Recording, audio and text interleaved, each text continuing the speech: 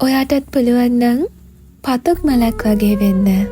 දන්නවද පතුක් මලක තියෙන විශේෂත්වය මොකක්ද කියලා? පතුක් මලකට පුළුවන් ඕනිම තැනක වැඩෙන්න. පතුක් මලක් දන්නවා වැස්සක් වුණත් සීතලක් වුණත් මොන කාලගුණ පරිසරයක වුණත් නොමැරී ජීවත් වෙන්න. පතුක් මලක් දන්නවා කර්කශම පොළවක වුණත් කෙලින් හිටගෙන ඉන්න. ඔයත් මේ වගේ කෙල්ලෙක් වෙන්න. ඔළුව කෙලින් තියාගෙන නිර්භීතව මිනිස්සු මැද්දෙන් ඇවිදින්න. අතේ සත පහක් නැති වෙලාවක වුණත් ඔයාගේ අභිමානය වෙනුවෙන් පෙනී ඉන්න.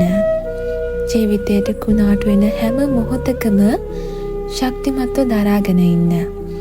ඔයාගේ හීන වෙනුවෙන් ලෝකේ එහා කනටුනත් තනියම යන්න. ලෝකෙ හැමදාම ඔයාට සතුට විතරක්ම දෙන්නේ නෑ. ඔයා යන ගමන් මාර්ගය එළිය කරලා ලස්සනට හදාගන්න ඕනි ඔයාමයි. එතකොට ඔයාට පුළුවන් ජීවිතේ බිඳුවටම වැටිලා හිටියත් ආයෙමත් නැගිටින්න. කවුරු වෙනුවෙන්වත් නෙවෙයි, ඒ ඔයාම වෙනුවෙන්. ඔයා වෙනුවෙන් කිසිම කෙනෙක් පෙනී ඉඳී කියලා විශ්වාස කරන්න එපා. ඔයා වෙනුවෙන් පෙනී ඉන්නේ ඔයා විතරයි. ඒ විශ්වාසයෙන් ඔයාගේ ගමන ඔයා යන්න. එතකොට